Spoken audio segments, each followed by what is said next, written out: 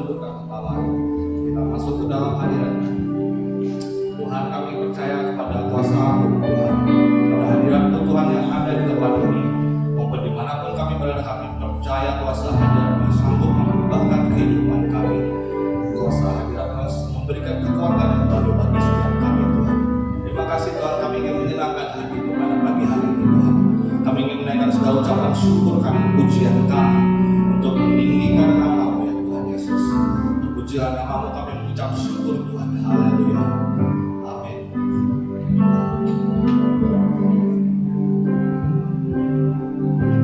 Anugerah-Mu kepadaku tak pernah berubah, perbuatan-Mu terlukiskan di dalam hatiku. Perjalananku dibuatmu bukan padamu. Tak ada hal di hidupku yang luput darimu. Indah, mulia, tiada seperti-Mu. Ku ingin hidupku menyerahkan-Mu. Di kehidupan kami ya Tuhan, Kerana yang terakhir mencipta segalanya. Seluruh bintang-Mu bersinar oleh ucapan-Mu. Engkau mengasihiku, menulis hidupku. Tak henti segan nafasku, mengemban-Mu selalu. Puji-Mu sembah, tiada seperti-Mu. Ku ingin hidupku menyerahkan-Mu.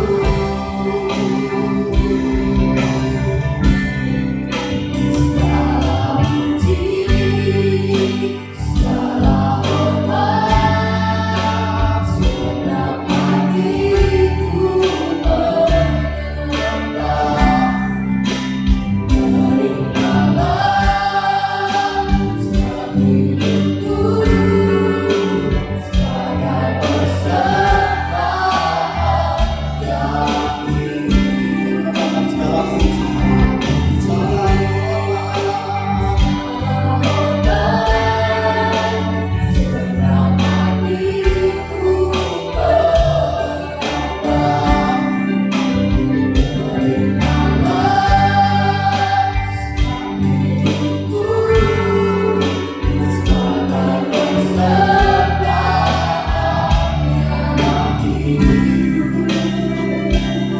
Terima kasih ya Tuhan, anugerah besar dari Tuhan.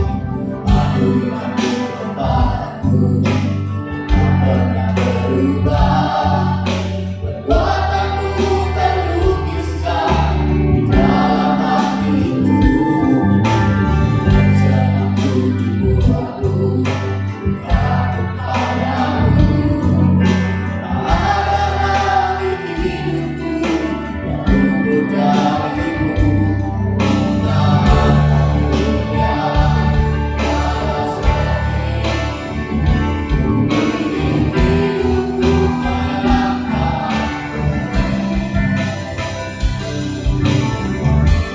Walau yang terakhir mencipta segalanya.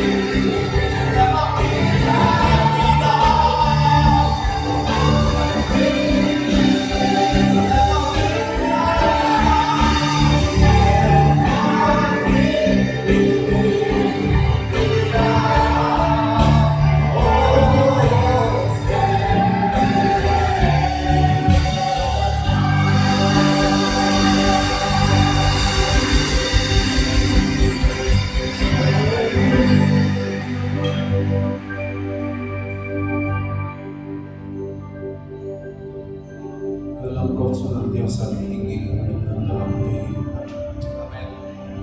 Bapa, terima kasih untuk setiap anugerah, kasih karunia yang boleh kami alami. Terima kasih untuk segala yang baik yang boleh terjadi dan kami alami dalam kehidupan kami. Kami bersyukur dan berterima kasih kalau sampai hari ini Tuhan menyertai, Tuhan menolong kami, bahkan Tuhan memberkati seluruh kehidupan kami. Di tengah masa-masa yang sulit, di tengah keadaan-keadaan yang tidak menentu, Engkau tetap Tuhan, Allah Immanuel, Allah yang menyertai kami, Allah yang bersama-sama dengan kami, dan Allah yang tidak pernah meninggalkan kami. Bapa, terima kasih, terpujilah nama-Mu Tuhan. Kami bersyukur kepada-Mu dan kami berterima kasih kepada-Mu Tuhan. Maka memberkati Tuhan, firman-Nya akan kami dengarkan. Roh Kudus, Engkau memberikan pengertian dan pemahaman kepada kami. Bapa, berbicaralah kepada kami, sampaikan apa yang menjadi keinginan Tuhan buat kami.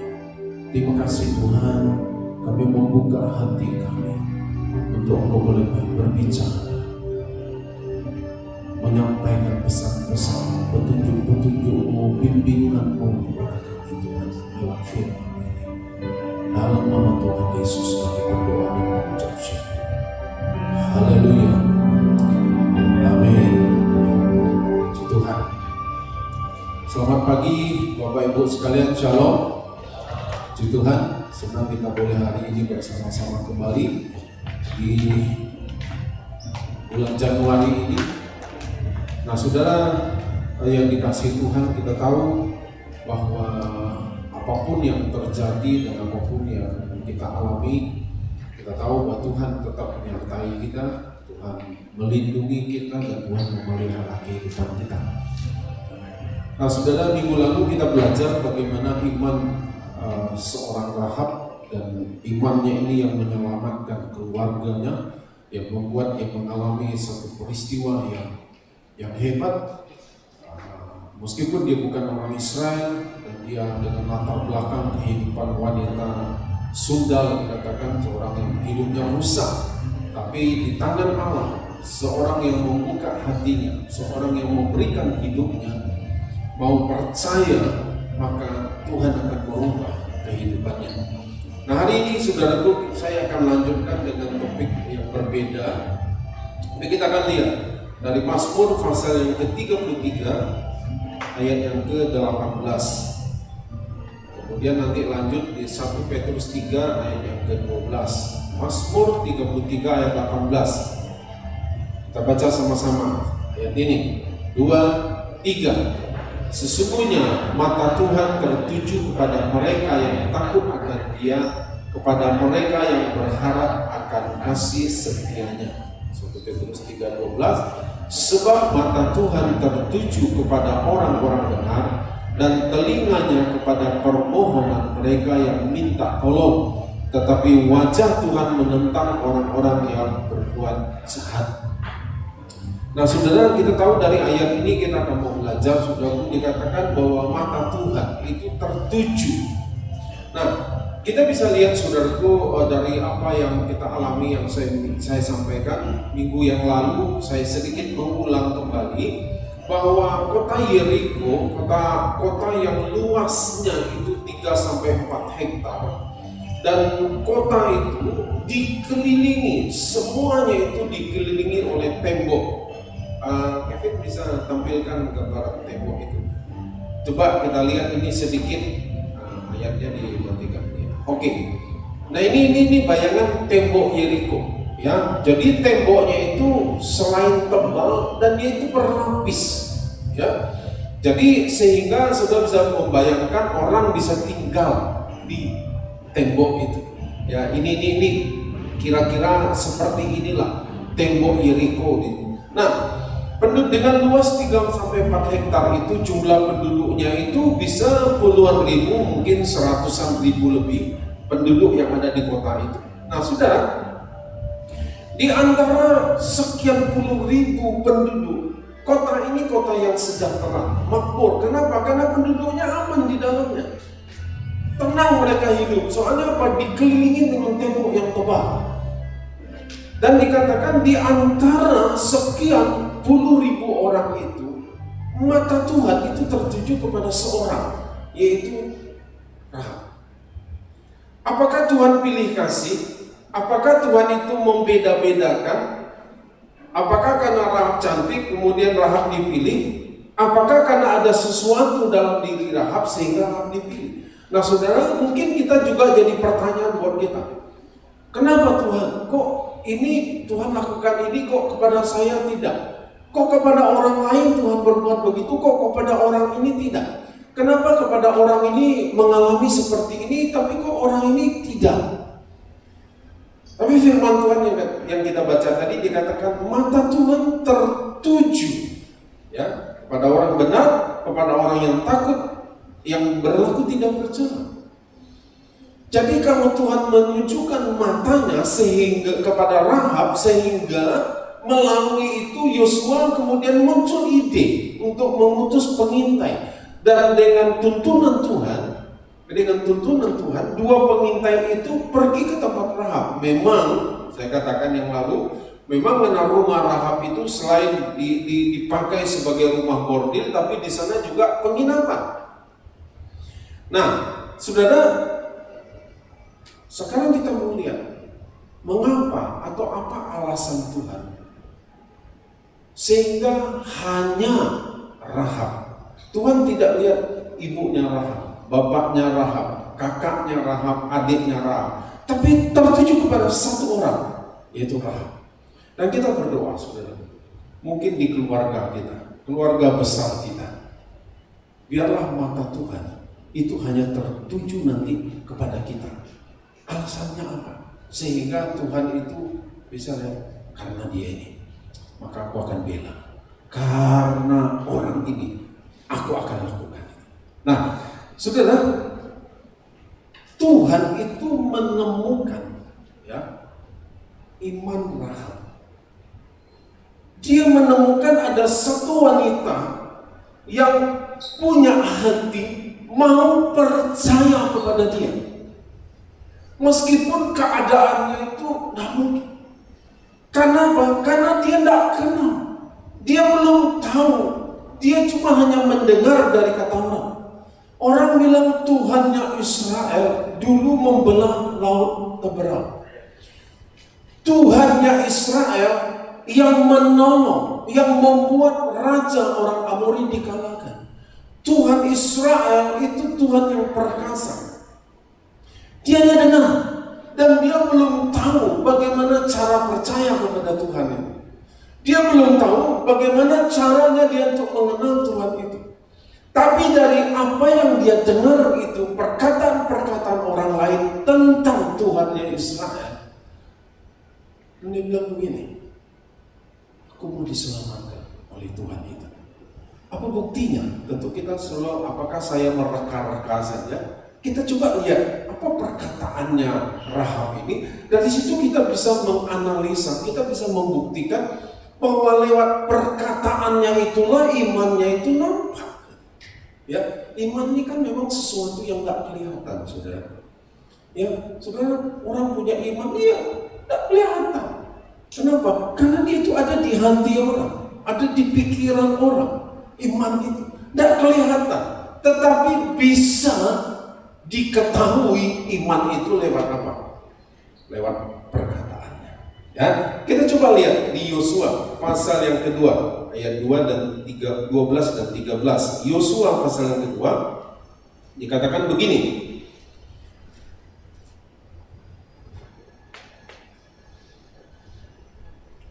Maka sekarang, ini perkataan Rahab kepada kedua pengintai. Dikatakan begini, maka sekarang bersumpahlah kiranya demi Tuhan bahwa karena aku telah berlaku ramah terhadapmu, kamu juga akan berlaku ramah terhadap kaum keluargaku, dan berikanlah kepadaku suatu tanda yang dapat dipercaya, bahwa kamu akan membiarkan hidup ayah dan ibuku, saudara-saudaraku yang laki-laki, dan yang perempuan dan semua orang-orang mereka, dan bahwa kamu akan menyelamatkan nyawa kami dari maut. Oleh perkataannya Rahab, dia belum pernah ikut sekolah minggu, belum pernah ikut ibadah pemuda, belum pernah ikut ibadah wanita, belum pernah ikut ibadah sama sekali. Dari mana bisa? Karena dia hanya mendengar ada Tuhan Israel, dan dari situ kemudian muncul rasa percaya, sehingga dia ngomong dengan kedua pengintai ini, kamu mau bertanggung jawab karena aku sudah lakukan ini? Kamu mau bahwa nyawa kami, bahkan seisi rumah, ini besar saudara beriman, padahal ini besar iman. Lalu mari kita dari perkataannya kita lihat bahwa dia punya iman. Jadi saudaraku, kalau saudara percaya, mari buktikan. Lewat apa? Lewat apa yang saudara katakan. Jadi kalau saudara percaya Tuhan lindungi, ya ngomong aja, Tuhan lindungi. Kalau orang lain bilang, aduh sekarang ini mana bisa hidup enak, mana bisa pekerjaan usaha kita ini, mana bisa usaha kita bisa maju, mana bisa bertahan hidup aja bersyukur, ini defisit terus, kurang terus. Kalau kita tidak pernah mau memperkatakan apa yang kita percayai, bagaimana mungkin Tuhan bisa berbuat sesuatu? Untuk itulah kita mesti belajar memang betul masa sulit. Kita tidak menyangkal fakta. Betul keadaan sekarang sulit, kita tidak menyangkal fakta itu. Tetapi apa yang kita percayai, itu yang perlu kita ucapkan. Tetapi aku percaya bahwa Tuhan menyertai aku, bahwa Tuhan memberkati usahaku, Tuhan melindungi kami, Tuhan melindungi keluarga kami, Tuhan memberkati apa yang kami kerjakan. Berkatakanlah apa yang kita percayai. Saudara, waktu bulan Juli yang lalu, di tengah masa-masa kira-kira masih di tahun 2020 ya, kita sudah waktu mulai masuk COVID menjadi-jadi itu, kemudian kita sudah memutuskan, oke, bulan Juli kita mulai ibadah. Saudara, apakah tidak ada ketakutan untuk kami? Oh, takut saudara. Kenapa takutnya? Nanti orang dari mana-mana datang, dan kemudian dia ibadah di sini. Pulang dia demam. Nanti kan ditanya, kamu dari mana? Dia akan ngomong dari mana? Dari gereja. Nanti kan saya yang dipanggil. Apakah saya tidak punya rasa takut, saudara? Mau harus bertanggung jawab. Karena waktu itu kan keadaan kan tidak terkendali, tidak menentu. Waduh, begini. Tapi kemudian pada waktu untuk mengambil keputusan, ya kita tetap ibadah. Saya bilang itu tidak mudah. Tetapi kami belajar percaya, kami berdoa, Tuhan kira-kira apa Tuhan? Nah, pada waktu kita tahu yakin Tuhan yang menghendaki, dari beberapa fakta-fakta saudara, memang orang bisa ibadah online, betul.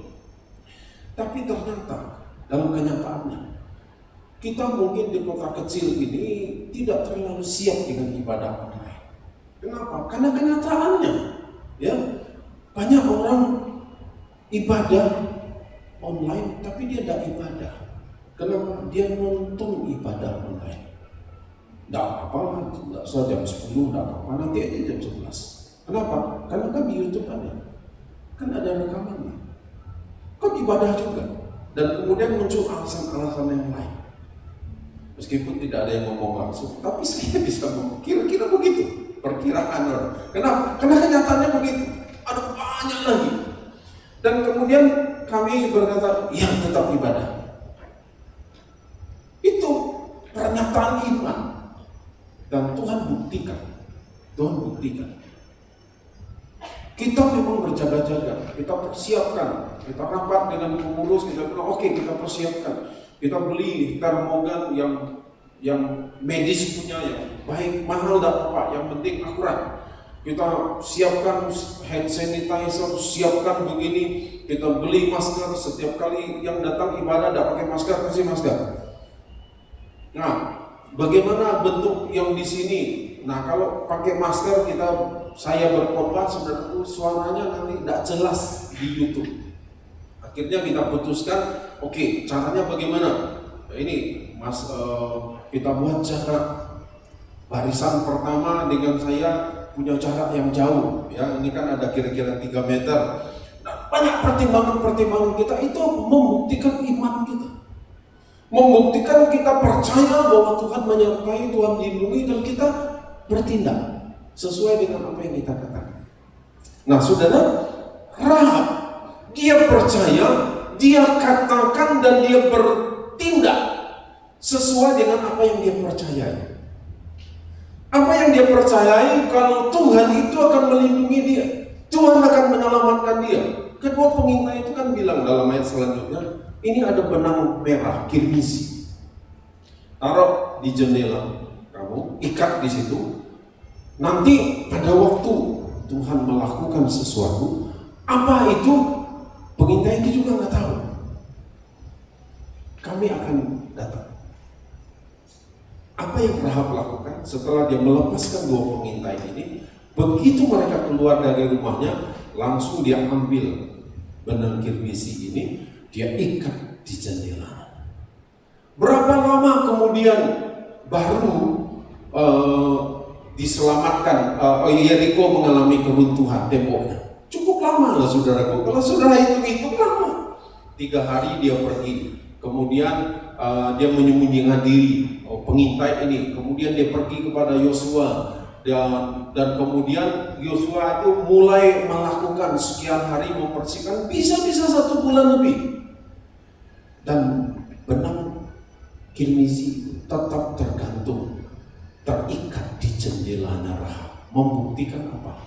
Imannya. Mungkin orang tanya, Rahab, apa yang kamu taruh di sana? Apa yang kamu lakukan? Kok kamu jadi aneh sekarang? Ya, jendela kamu tidak kasih bunga, tidak kasih gorden, kok kamu kasih benangnya apa? Gitu. Mungkin dia akan dianggap aneh, tapi itulah tindakan imannya dia. Apa yang dia percayai, dia katakan. Dan apa yang dia katakan, dia berbuat sesuai dengan apa yang dia katakan. Nah, mari Bapak Ibu kita belajar. Saya memberikan, ayo kita belajar. Kita belajar, ini contoh hal-hal kecil. Kita mulai lakukan ini. Saya mendorong kita semua, setiap kali kita datang beribadah, ayo kita persiapkan. Saya datang beribadah. Apa yang harus kita siapkan? Bukan hanya siapkan fisik, tapi siapkan hati. Makanya saudaraku, dari awal tahun ini kita memulai sesuatu yang baru. Saudara, ambil amplop persembahan, ya, siap isi dari rumah persembahan. Tuhan, aku hari ini mau beribadah. Aku mau lakukan ini, Tuhan. Begitu kita datang, kita bawa sesuatu kepada Tuhan. Untuk apa? Untuk memulai sesuatu. Kita mulai lakukan tindakan iman kita. Tuhan, aku mempersembahkan sesuatu. Karena firman Tuhan juga katakan begini, janganlah dari seseorang datang kepadaku dengan tangan hampa, membawa sesuatu sesuai dengan kerelaan kita. Nah, ini saudaraku, sesuatu tindakan iman yang kita mesti katakan, sesuatu perkataan yang kita percayai yang harus kita lakukan dengan tindakan. Nah, kita lihat akhirnya Rahab diselamatkan. Dan hebatnya saudaraku, hebatnya pada waktu tembok itu runtuh. Yang tidak runtuh itu apa? Cuma satu, rumah Rahab. Kok bisa ya? Padahal kalau logikanya orang membangun itu kan sekali, saudaraku. Kalau zaman sekarang itu kan besinya itu kan nyambung tuh. Tapi kok bisa yang ini runtuh, yang ini rumah Rahab enggak? Apa buktinya enggak runtuh? Karena pada waktu itu setelah tembok itu runtuh, orang Israel menyerbu masuk dan 2 pengintai itu pergi ke rumah Rahab untuk menyelamatkan Rahab dan seisi rumahnya. Jadi sudah melihat bahwa Tuhan berbuat sesuatu, Tuhan bela kita, Tuhan melakukan sesuatu sesuai dengan apa yang kita percayai. Kalau saudara percaya Tuhan memberkati saudara, kita yakin, kita katakan, dan kita bertindak sesuai dengan apa yang kita percayai. Nah, kita lihat di sini. Untuk itu saudara, kita mau belajar. Mungkin Rahab itu kondisi hari ini. Kita tahu latar belakang hidup Rahab. Dia seorang wanita Sunda. Dia terbuang dari masyarakat. Dia tidak disukai banyak keluarga. Kenapa? Karena karena kehidupan Rahab ini yang menghancurkan banyak keluarga yang lain. Mungkin Rahab dalam masa kini itu adalah orang-orang yang terbuang dari keluarganya, orang-orang terbuang dari masyarakatnya, orang-orang yang tersisihkan, orang-orang yang dikecewakan oleh orang lain. Kita nggak tahu alasan Rahab kenapa dia berbuat seperti itu, tetapi mungkin banyak lagi keadaannya.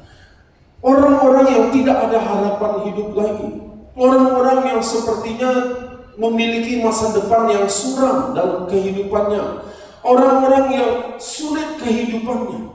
Orang-orang yang mungkin kelihatannya bisa saja dia kelihatan dari luar baik-baik saja. Mungkin Rahab masa kini. Saudaraku, pesan Tuhan adalah kepada kita begini. Biarlah kita seperti Yosua dan dua pengintai ini.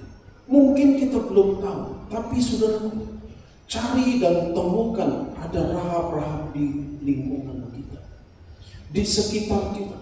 Ada begitu banyak Rahab yang perlu engkau perhatikan, perlu engkau peduli dengan dia. Ada begitu banyak orang-orang yang terbuang, yang tersisihkan, yang hancur hidupnya, orang-orang yang masa depannya itu rusak, orang-orang yang hancur sepertinya tidak ada harapan lagi masa depannya. Dan Tuhan perlu memberitahu kepada kita, engkau cari dan temukan mereka. Engkau cari dan temukan mereka, Rahab itu. Dan saudaraku, melalui kehidupan Rahab, seisi rumahnya, bukan hanya keluarga kandungnya, seisi rumahnya diselamatkan. Mungkin Rahab itu adalah keluarga kita. Mungkin kita lihat suami, istri, anak-anak kita, menantu, mertua, dan orang-orang terdekat kita. Yang kita lihat sepertinya parah orang ini. Sepertinya nggak mungkin ini bisa berubah lagi. Siapa tahu saudaraku, orang itu adalah Rahab. Dan dalam waktunya Tuhan, saudara menemukan dia, saudara peduli dengan dia, saudara doakan dia. Siapa tahu dari Rahab itu muncul orang yang hebat. Suatu kali saudara, salah satu dari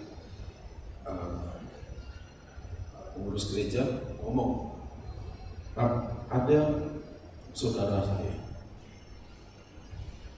baru datang, diceritakan masa lalunya. Orang ini rusak hidupnya.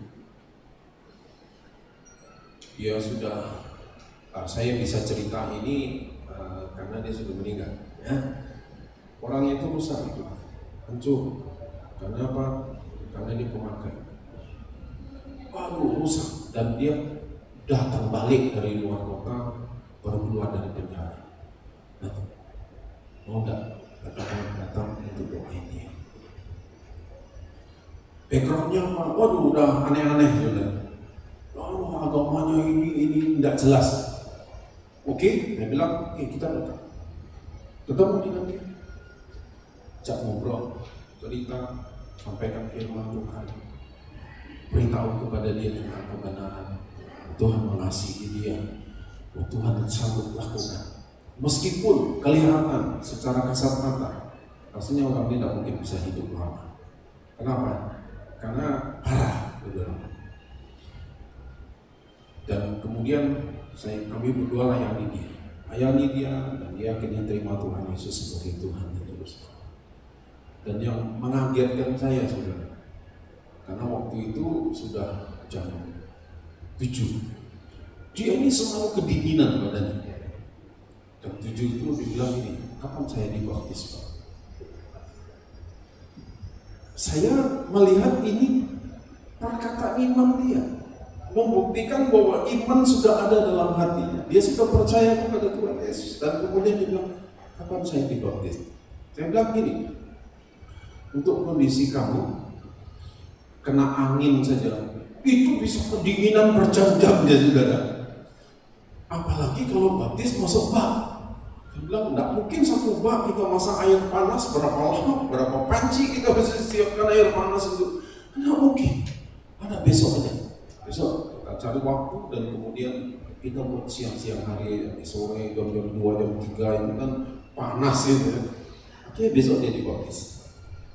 Enggak sampai sebulan kemudian dia dipanggil Tuhan. Parah memang saudara masalah. Dan kita tidak pernah tahu saudara. Mungkin hari ini orang itu ada di sekitar kita. Cari dan temukan dia. Siapa tahu dia adalah keluarga kita, sahabat kita. Tetaplah jadi orang tua bagi mereka. Tetaplah jadi kakak, tetaplah jadi adik yang baik. Tetap jadi orang tua yang peduli dengan dia. Meskipun dia menyusahkan hidupmu, meskipun dia menghancurkan mungkin sebagian dari hidupmu, dia yang merepotkan engkau. Tapi tetaplah peduli dengan dia, karena kau tidak pernah tahu. Mungkin bulan depan, tahun depan, 2 tahun lagi, orang itu akan berubah dan menjadi berkat bagi banyak orang dan bagi kehidupan. Suatu kali saudara, di tahun 1989, seorang bayi yang baru dilahirkan di Florida, Amerika Serikat, ditemukan di tong sampah. Satu keluarga, Nathan dan Betty Figures, kemudian mengambil anaknya dan dia mengadopsi anak ini yang akan jadi anaknya. Di umur 31 tahun, di tahun 2020, anak ini yang bernama Freddie Figures sudah memiliki kekayaan 867 miliar, dan dia bukan, bapak dan ibu angkatnya bukan orang kaya. Apakah Nathan dan Betty tahu nanti si Freddie ini akan bisa begitu? Dan dia menemukan teknologi yang luar biasa. Dan dia sudah mempatenkan hak ciptanya itu. Dan kekayaannya itu sudah, asetnya dia itu sudah 867 miliar. Mendekati 1 triliun di tahun 2020. Mungkin 2022 ini sudah 1 triliun. Kenapa? Karena asetnya terus bertambah. Umur 31 tahun sudah punya aset begitu. Nathan dan Betty tidak pernah berpikir seperti itu. Tapi dia ambilkan anak dari tong sampah ini. Sekian puluh tahun kemudian dia menghasilkan sesuatu. Dan kali lagi, mungkin rahab-rahab itu adalah orang di sekitar. Bisa mungkin dia anak, atau suami, atau istri, atau siapa saja, atau sahabat, ataupun kita tahu. Tetaplah jadi orang tua yang peduli dengan anak. Tetaplah jadi kakak yang peduli dengan adik, atau adik yang mengasihi kakak. Tetaplah mengasihi mereka. Tetaplah berdoa untuk mereka. Kenapa? Siapa tahu di antara mereka adalah rahab yang suatu saat hidupnya berubah, dan kemudian dari kehidupan orang ini menghasilkan sesuatu.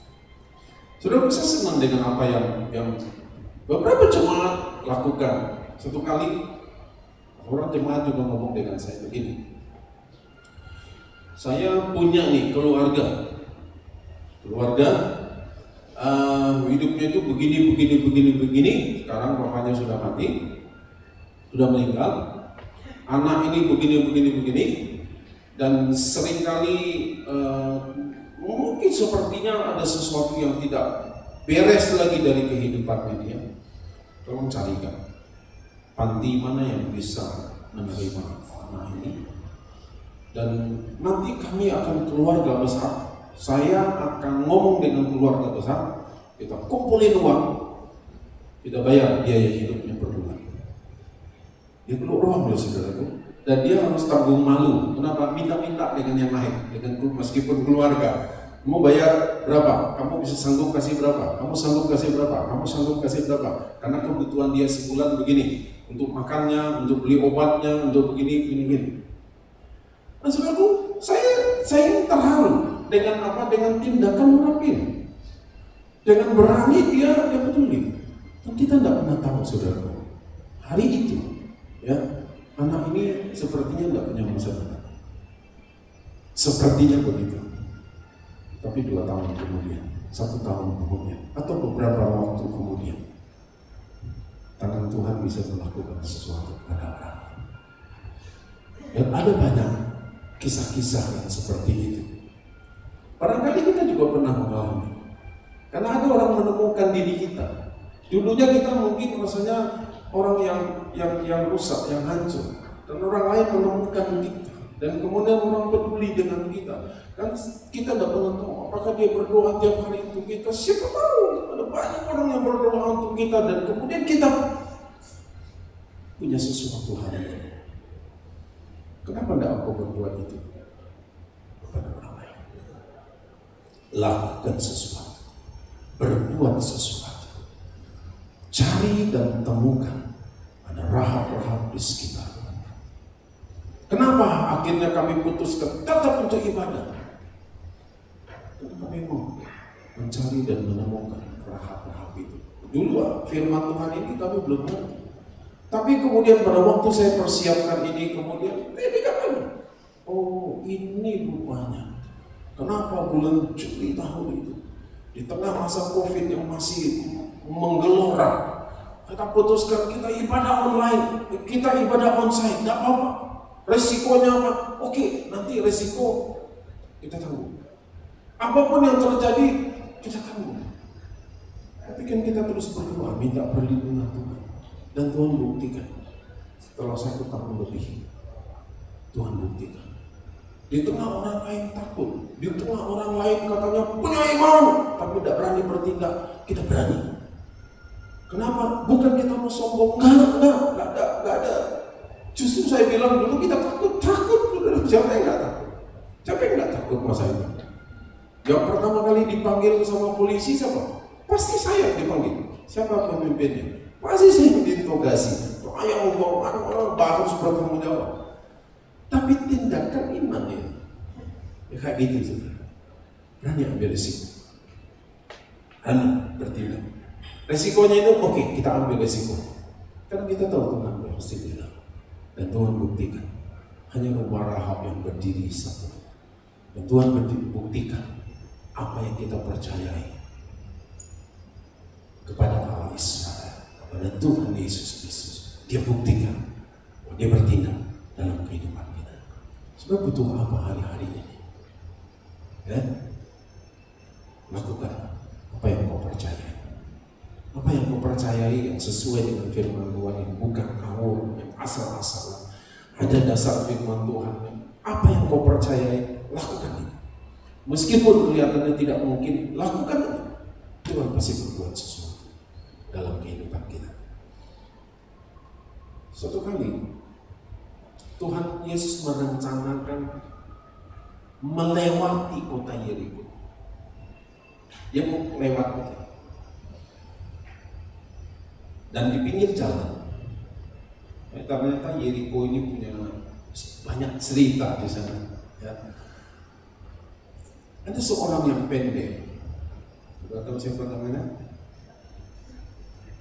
Zakeus, si pemungut cukai, orang yang dibenci. Kenapa dia dibenci? Karena si pemungut cukai ini begini, dia ini jadi agennya kerajaan Romawi yang memerintah. Udahlah, kamu yang ngambil pajak, kamu memungut cukai dari masyarakat, saya misalnya gini, orang Romawi dari Romawi bilang gini, pokoknya kamu store kepada saya 100.000. Si pemungut cukai ini cari dari orang itu 500.000, 100.000 dia store, yang 400.000 dia simpan untuk dia. Jadi dia dibenci oleh orang. Kenapa? Karena dia suka memeras orang. Si Zakheus ini orang yang pendek ini, kaya raya, ingin ketemu dengan Yesus. Dia dengar cerita, oh Yesus lakukan ini, Yesus berbuat ini, pengajarannya bagus, Yesus pergi ini. Dia dengarkan itu. Karena dia pendek, dia lari-lari lebih dulu. Dia manjat pohon. Dia pengen tengok, kira-kira kayak apa nih? Dia tengok dari jauh. Dan kemudian Yesus lewat jalan itu. Yesus bilang, Zakheus, hari ini aku akan makan di rumah. Orang protes kepada dia. Tapi saudara, Yesus tahu di dalam hati Zakheus ada iman. Hari ini aku akan makan di rumah. Dan kemudian Zakheus turun, Yesus singgah di rumahnya Zakheus di Yeriko.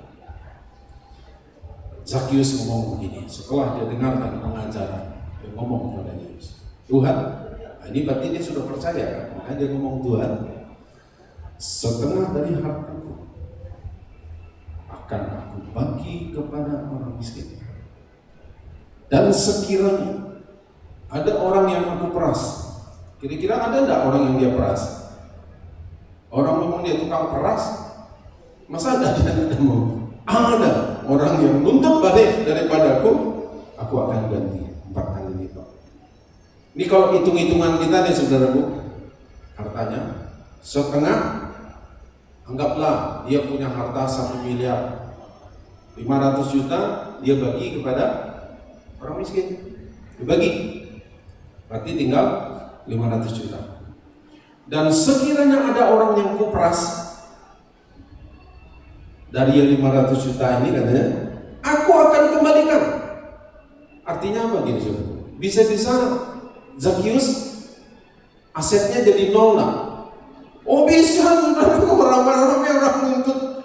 Aku dulu sama pemerintah Romawi cuma 100.000, kamu minta aku 500.000, sekarang mana 400.000 kali 4, 1.600.000. Enggak lama-lama habis uang 500 juta.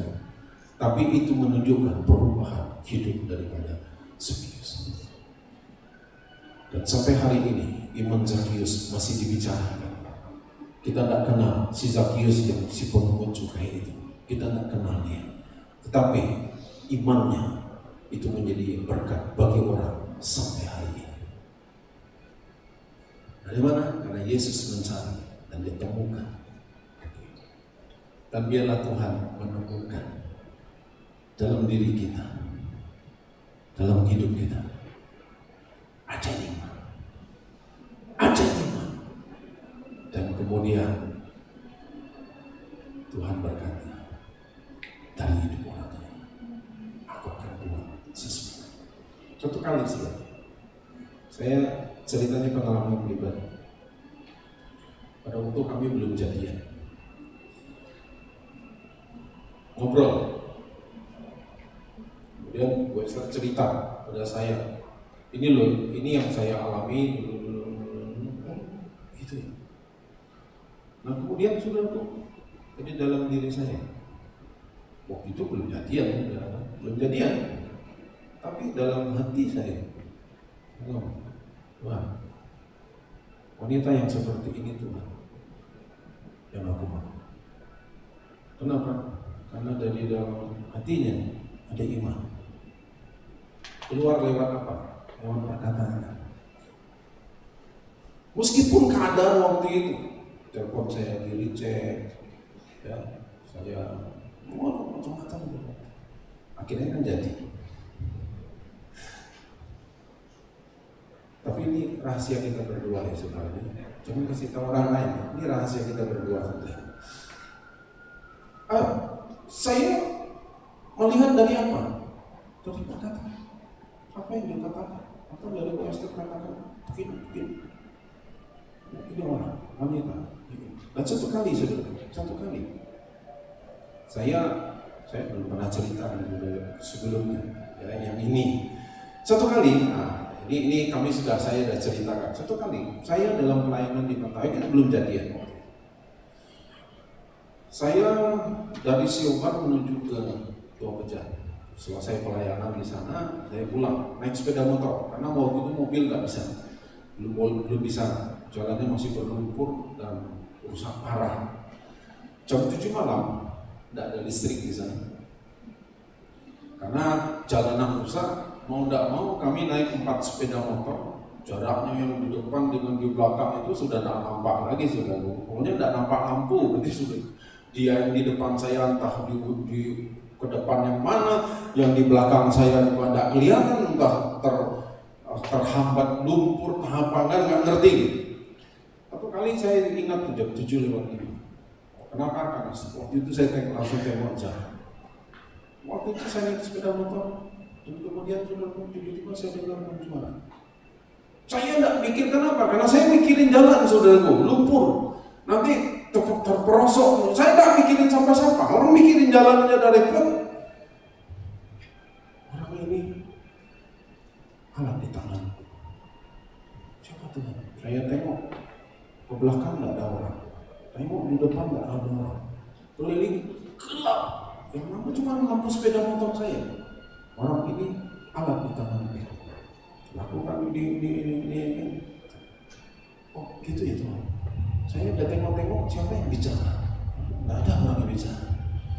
Saya tahu ini saudara Tuhan. Oke. Sampai suatu saat ini saudara, saya katakan begini. Dalam cari dan temukan itu memang kita perlu berjuang. Ya, tapi paling tidak mari kita berbuat sesuatu. Dan dari situ saya tahu bahwa ini Tuhan yang Tuhan berikan kepada saya jadi pendamping bersama-sama dengan. Dan saya lakukan, saudara. Ya, Tuhan. Kemudian, apakah kami sudah jadi? Belum, saudara. Belum ada kata, belum ada deal. Orang bilang begini, belum ada deal. Oh, kita pacaran enggak. Orang masih belum sama-sama mata, masih reject ya. Masih reject telepon saya. Gitu. Tapi kemudian malam itu pulang. Dengan saya di Mentawai, itu biasa di Padang.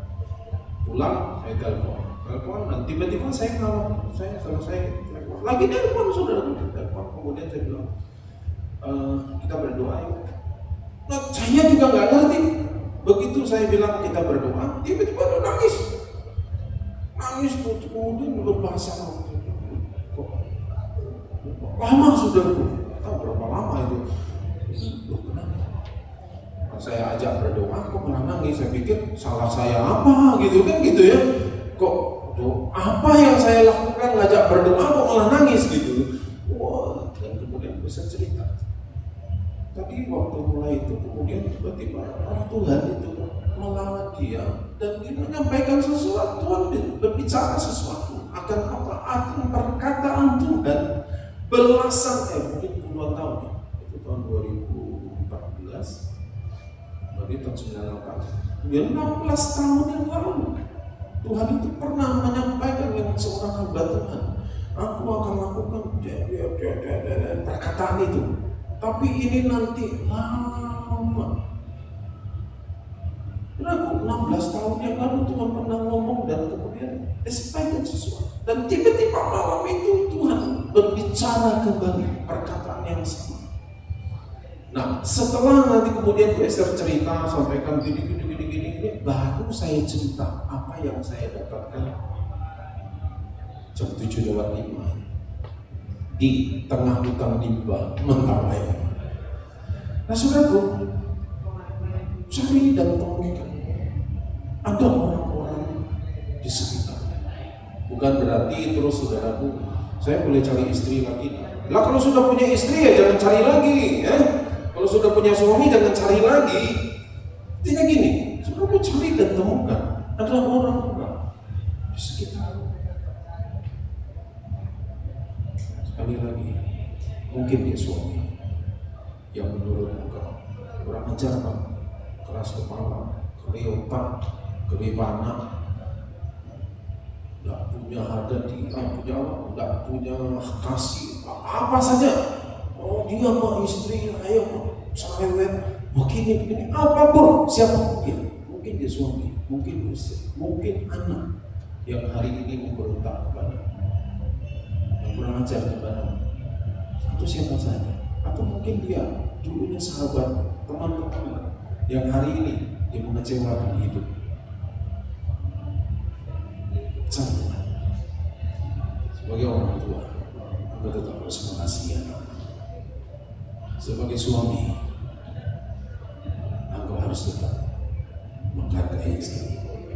Sebagai seorang istri, Anda tetap harus tunduk dan mengasihi suami. Sebagai anak-anak, Anda tetap harus menghormati dan mengasihi orang tua. Dan sebagai sahabat, tetap menjadi sahabat untuk dia. Karena kalau kenapa, mungkin besok, mungkin minggu depan, mungkin tahun depan, atau mungkin beberapa waktu kemudian, namun seperti menemukan Rahab itu. Dan dalam waktunya Tuhan dia berbicara, dia berbuat sesuatu, Tuhan bertindak sesuatu, dan dia melakukan. Dan engkau akan terheran-heran, engkau akan lihat buah dari Rahab-Rahab yang dulunya engkau pernah temukan. Mari kita berdoa. Terima kasih Tuhan. Terima kasih Tuhan.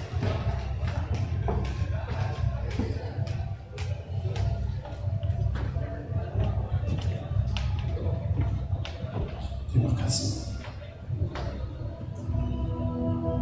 Saudara, hari ini kita belajar, saudara. Sementara kita dengarkan firman, kita mungkin tidak pernah tahu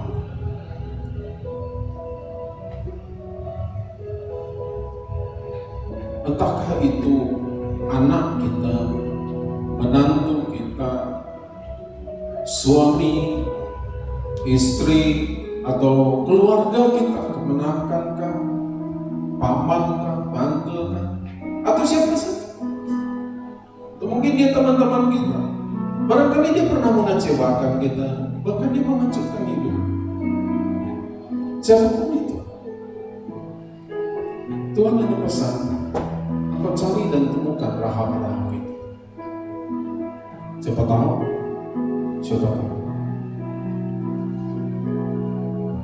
Mereka lah yang pernah mengecewakan hidup, yang pernah menghancurkan hidup, yang hari ini kelihatan tidak punya masa depan, yang hari ini kelihatan hidupnya hancur. Dan kita tidak pernah tahu, suatu saat orang ini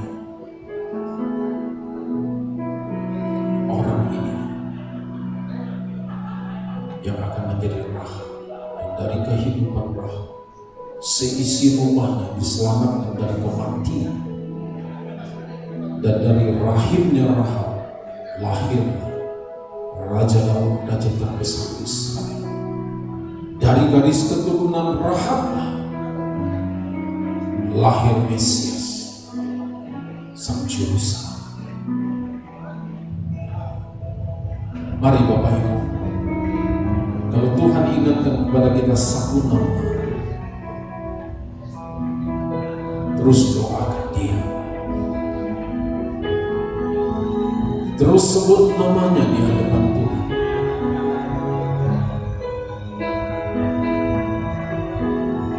Dalam waktunya Tuhan, kau akan lihat bagaimana Tuhan akan bekerja. Dan kita terheran-heran, bahkan bisa jadi orang itulah yang akan menolong engkau di masa-masa yang akan datang.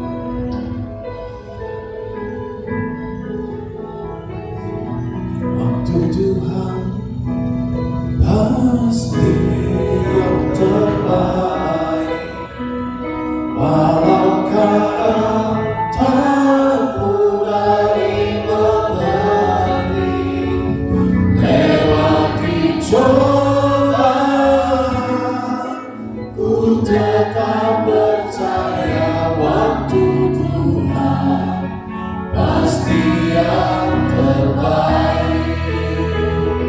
Waktu Tuhan pasti yang terbaik, walau katamu dari mengerti, lewati cobaan, ku tetap percaya waktu Tuhan pasti yang terbaik. Saudara, mungkin kau sudah berdoa lama untuk orang itu, dan sepertinya tidak ada tanda-tanda akan ada perubahan. Tapi Tuhan katakan tetaplah berdoa, tetaplah mengasihi dia, tetaplah peduli dengan dia. Nah, suatu saat dalam waktunya Tuhan, perubahan itu bisa terjadi. Pada waktu kami berdua mengambil tindakan iman itu, dan Tuhan berkarya lewat hidup kami berdua.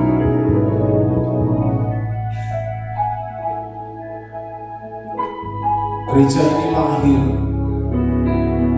karena ada dua tindakan iman yang kami percayai, dan Tuhan berbuat sesuatu.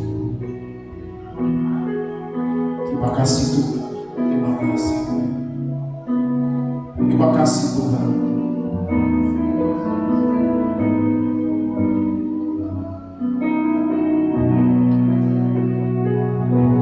Bila Kau izinkan sesuatu terjadi, ku percaya semua untuk kebaikanku. Bila nanti tiba waktu, ku percaya kuasa-Mu memulihkan hidup. Bila Kau izinkan sesuatu terjadi, tetap cari dan temukanlah hati. Karena Tuhan tetap menghendaki engkau menemukan rahap-rahap ada di sekeliling, di sekitarmu.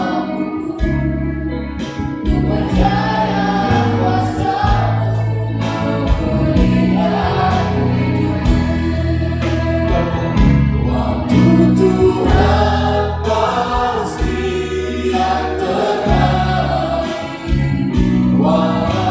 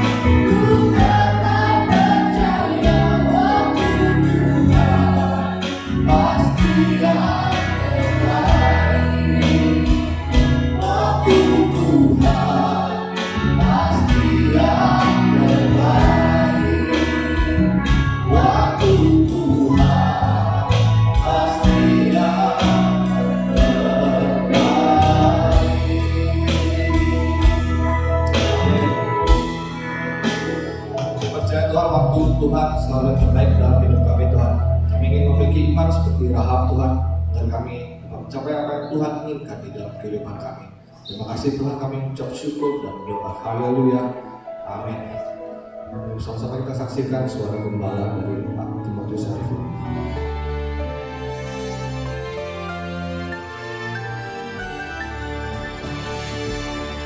Shalom warga kerajaan.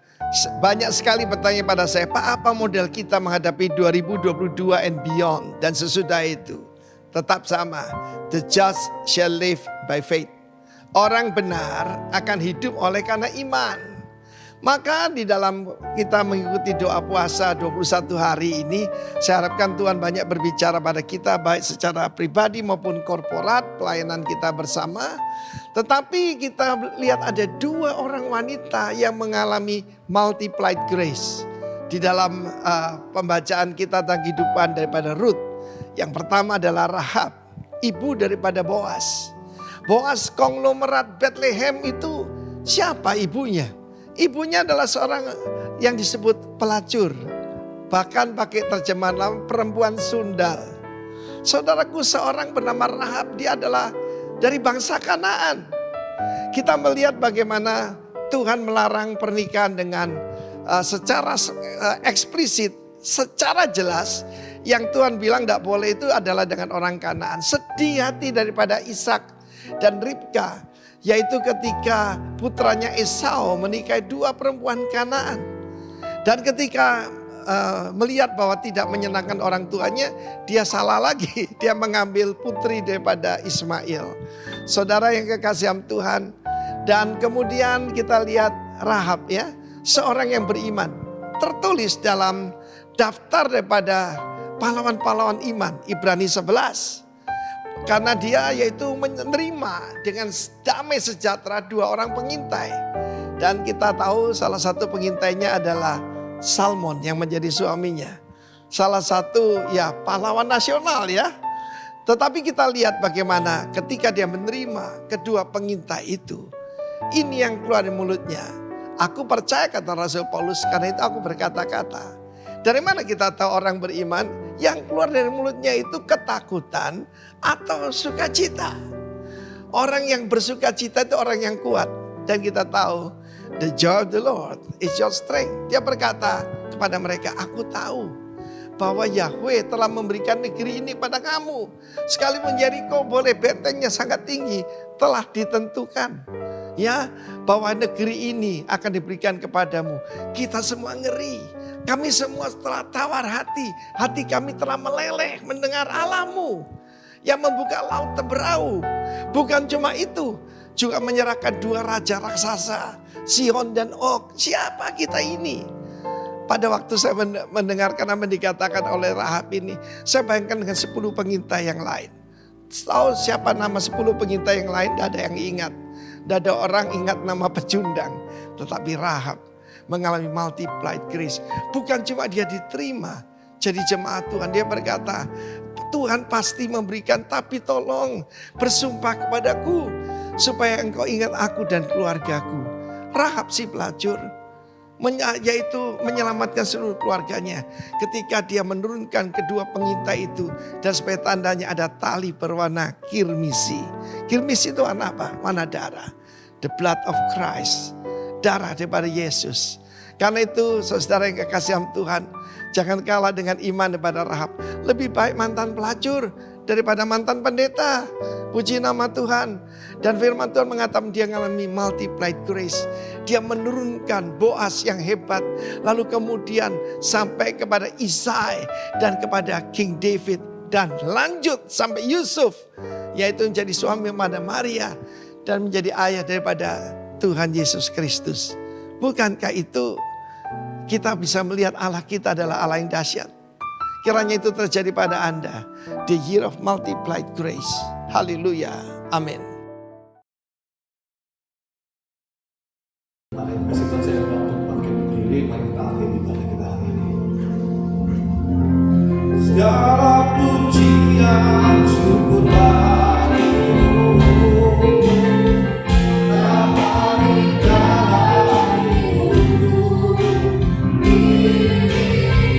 Ku datang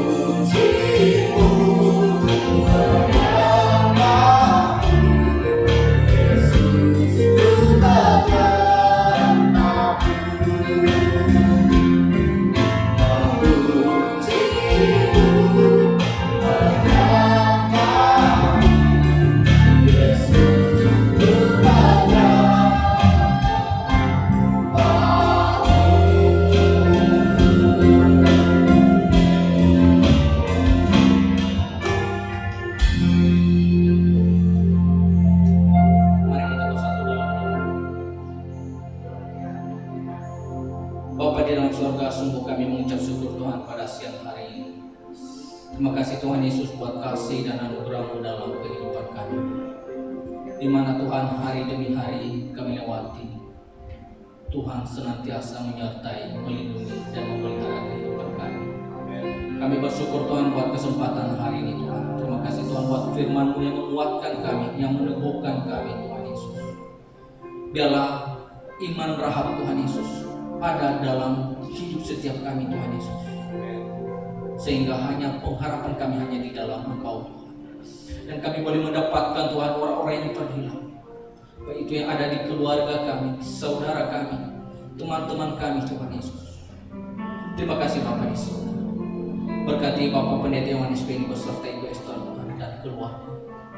Kekuatan dan kesehatan daripada hamba ini Tuhan kiranya senantiasa ada dalam perlindungan dan pemeliharaan. Itu juga dengan Tuhan kami berdoa buat Bapak Timotius Arifin dan Ronida. Berkati para keluarga Tuhan Yesus, berkati kekuatan dan kesehatan mereka, dan apa yang mereka kerjakan hari ini kiranya Tuhan yang menjadikan beruntung dan berhasil. Bapak di dalam surga, terima kasih juga Tuhan kami berdoa buat bangsa dan negara kami pada hari-hari ini. Tuhan pulihkan bangsa dan negara kami, berikan damai sejahtera yang berasal daripada surga bagi bangsa dan negara kami. Begitu juga dengan kota kami yang kami cintai, Kota Padang Tuhan Yesus. Berkati Tuhan kota ini Tuhan, berkati pemimpin bangsa dan negara dan kota ini, baik yang tertinggi yang terendah, baik sipil maupun militer Tuhan Yesus. Berikan mereka roh yang takut akan Engkau, sehingga bisa mereka menjalani roda pemerintahan ini dengan seadil-adilnya dan takut akan Tuhan. Kami juga berdoa Tuhan buat umat-umat-Mu yang boleh hadir di tempat ini maupun yang ada di rumah Tuhan Yesus. Tuhan berkati setiap jemaat-Mu ya Tuhan. Jika sekiranya pada saat ini mereka mengalami sakit penyakit, Tuhan turunkan kuasa kesembuhan Tuhan. Sembuhkan mereka, pulihkan kekuatan dan kesehatan mereka Tuhan Yesus. Yang lemah Tuhan kuatkan, yang berbeban berat Tuhan berikan kelegaan, berikan jalan keluar ya Tuhan Yesus. Berkati Tuhan setiap yang berusaha, yang bekerja Tuhan Yesus, yang sekolah, yang studi, Tuhan berkati Tuhan Yesus. Kiranya Tuhan yang menjadikan beruntung dan berhasil Tuhan. Bapa di dalam surga Tuhan, di mana kami akan melewati hari-hari ke depan Tuhan Yesus, seminggu ke depan kami serahkan semuanya ke dalam tangan. Kami tidak akan ragukan kasih Tuhan yang senantiasa ada bersama dengan kami. Kiranya kasih Allah senantiasa bersama-sama dengan kami. Terima kasih Bapa di surga, berkati lindungi kami jika semesta lagi kami akan pulang ke rumah kami masing-masing. Dan terlebih dahulu Tuhan, berkati setiap persembahan yang sudah kami berikan maupun yang akan kami berikan Tuhan Yesus. Pakai ya Tuhan sesuai dengan kehendak. Terima kasih Bapa, berkati lindungi kami dalam perjalanan kami, antarkan kami ke rumah masing-masing Tuhan Yesus dengan selamat. Dan sebelum kami berpisah dari tempat ini Tuhan Yesus, terlebih dahulu Bapa, kami rindu menerima berkat-Mu melalui hamba-Mu. Mari Bapak Ibu, kita mengangkat tangan kita, mengarahkan hati kepada Tuhan yang memberkati kehidupan. Saudara yang dikasihi oleh Tuhan, pulang dan terimalah berkat kasih karunia yang berlimpah dari Allah Bapa, damai sukacita dari Yesus Kristus Anaknya, dan persekutuan dengan Roh Kudus yang menyertai kehidupanmu, menuntun dan membimbing mulai dari saat ini dan bahkan sampai selama-lamanya. Yang percaya dan diberkati, mari bersama-sama katakan amin. Bapak Ibu boleh duduk sebentar. Selesai ini ada pemberkatan nikah dari saudara Manerenu Wow dan Mesin Sumeida.